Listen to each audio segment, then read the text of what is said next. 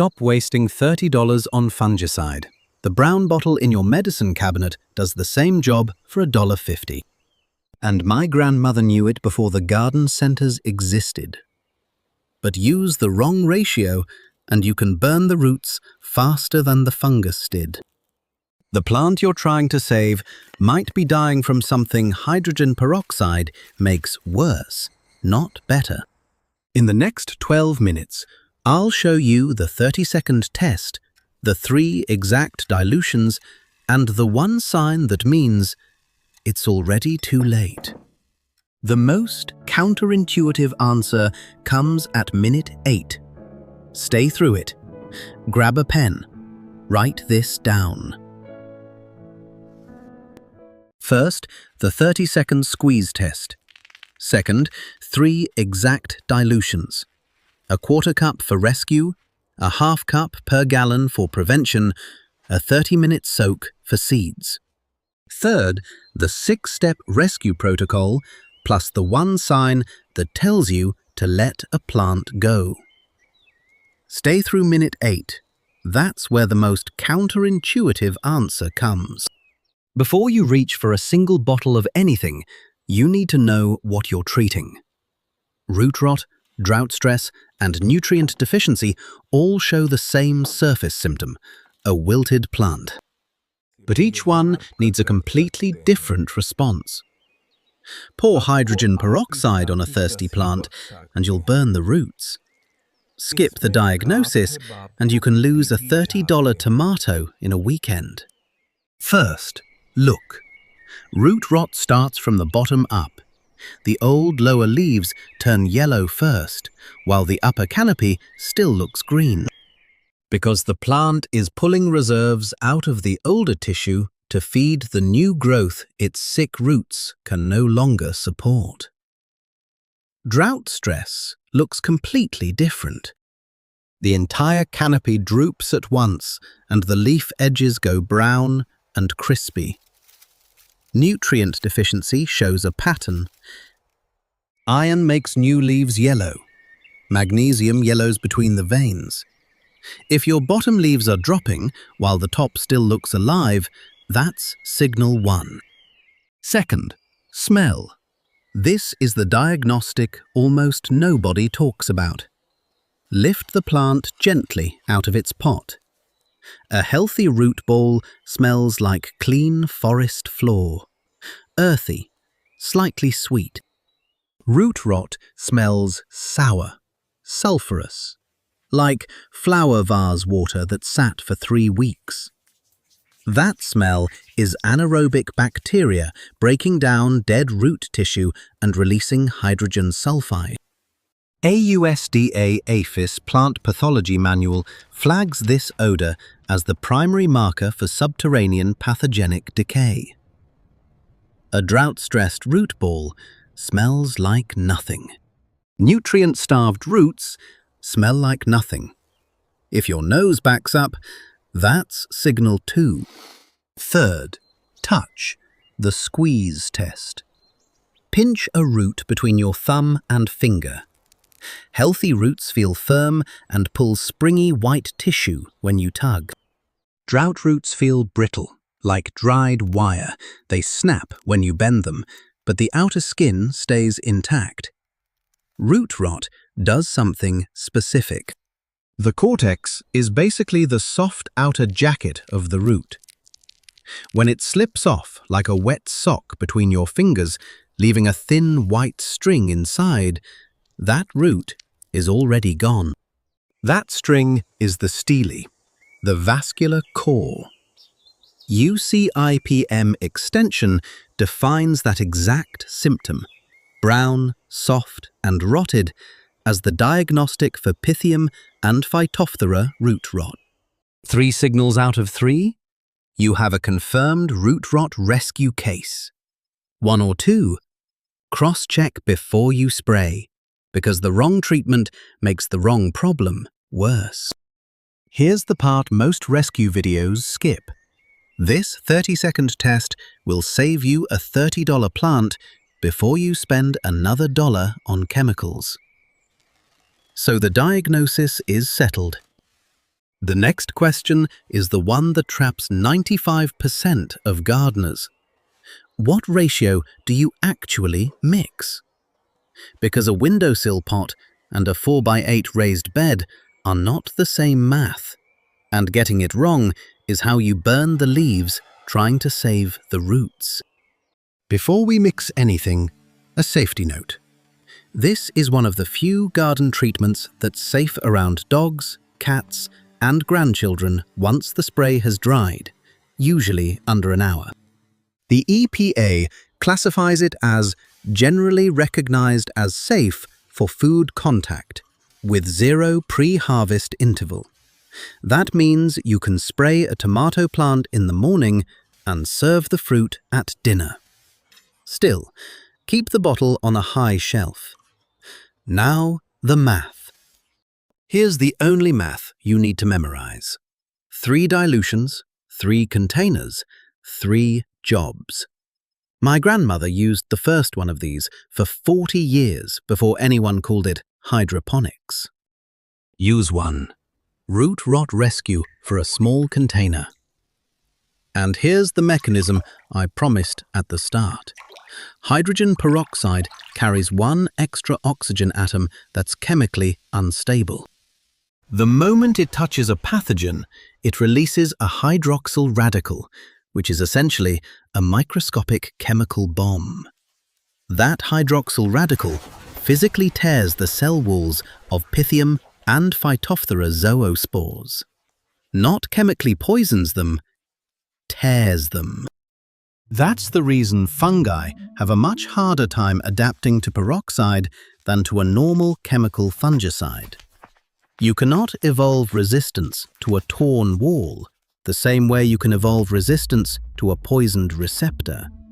So here's the ratio. 1 part 3% hydrogen peroxide per 2 or 3 parts water. In practical kitchen measurements, that's a 1/4 cup of peroxide in 3/4 of a cup of room temperature water. Soak the trimmed root ball in that solution for 15 to 30 minutes. Not as a watering schedule. This is an emergency one-time bath. You'll see bubbles foam off the roots within seconds. A USDA agricultural research test confirmed that even soaking with stronger concentrations did not harm healthy plant tissue at this exposure window. Use 2. Foliar spray for a raised bed or a tomato row. Mix 1/2 cup of 3% peroxide per 1 gallon of water for weekly prevention. For an active outbreak, powdery mildew, early blight or rust, bump that to between 8 and 12 tablespoons per gallon for a single knockdown spray. 2 non-negotiable rules. Spray early morning or after sunset, never in direct sun, because ultraviolet light plus the oxidation reaction will scorch leaves you were trying to save. And always spray the underside of the leaves, because that's where spores actually live. A horticulture study published in Hort Technology found that leaf damage begins around 50 parts per million in sensitive crops. 1 tablespoon per gallon sits at around 117 parts per million. So the 1/2 cup ratio is your safe ceiling for routine use. Use 3. Seed pre-soak. Soak seeds in straight 3% peroxide for 20 to 30 minutes. Then rinse them multiple times with clean water before planting. The hard seed coat protects the embryo, while the peroxide sterilizes the surface of Fusarium and Pythium spores. A University of Hawaii Cooperative Extension legume manual recommends this exact protocol for treating seed-borne pathogens. Counter-objection most gardeners send me: doesn't this kill beneficial soil microbes? The honest answer is, at maintenance dilutions, the impact is temporary.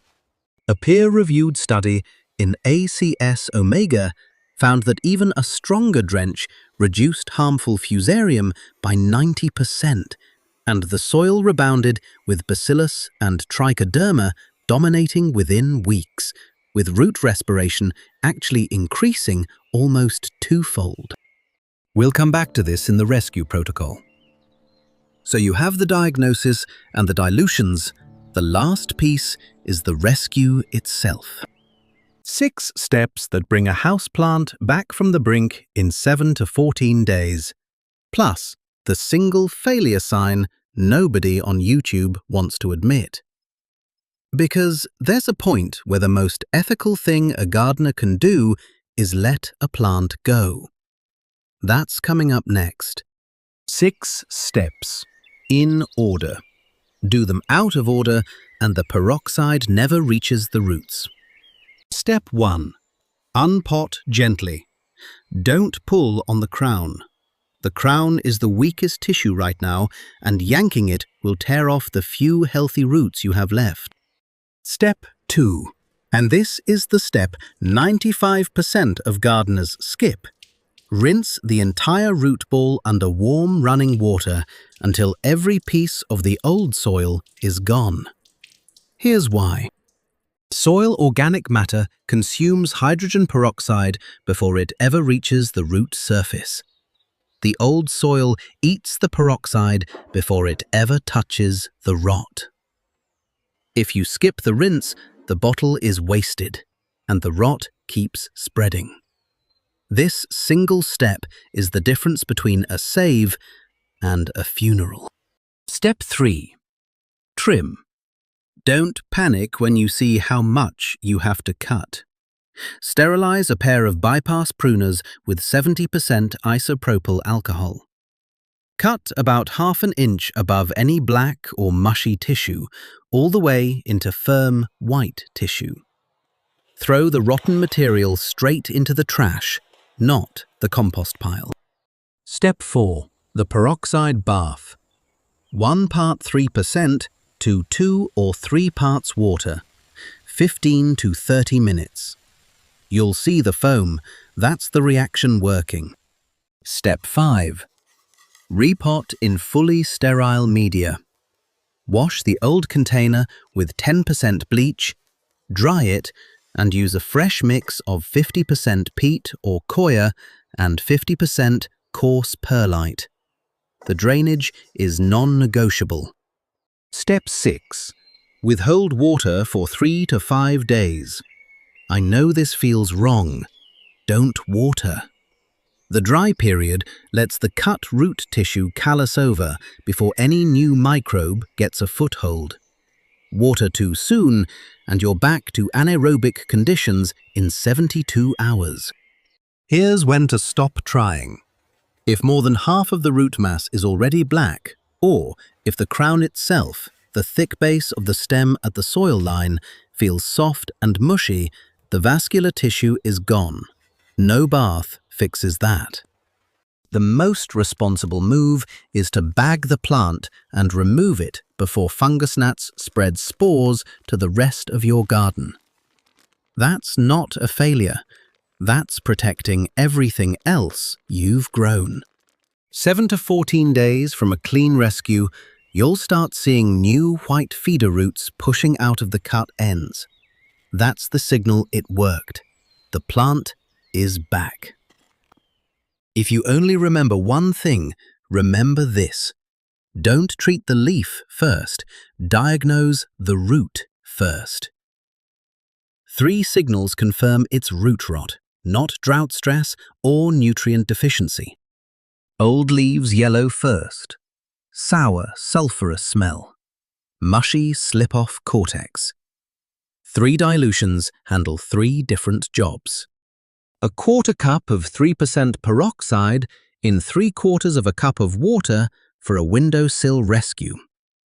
A 1/2 cup per gallon for routine foliar prevention. A 30-minute straight soak for seeds, then rinse. And 6 steps for the rescue itself, with one rule above all.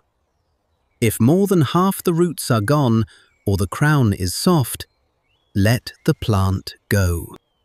The reason a $1.50 bottle outperforms a $30 fungicide is the same reason fungi struggle to adapt to it the way they adapt to chemical fungicides. Peroxide does not poison the pathogen, it physically tears the cell wall. You cannot mutate around a torn wall. The EPA classifies the same compound as generally recognized as safe for food contact, which is why pre-harvest interval is 0 days. But here's the thing, peroxide only saves a plant after the disease has already started. The better move is feeding strong roots before fungus ever shows up. That's why the next video shows 10 free liquid fertilizers already sitting in your kitchen, and one of them works especially well right after a root rot rescue. The link is in the description below. While you're here, drop your USDA zone in the comments so I know which climate to feature first. Happy gardening!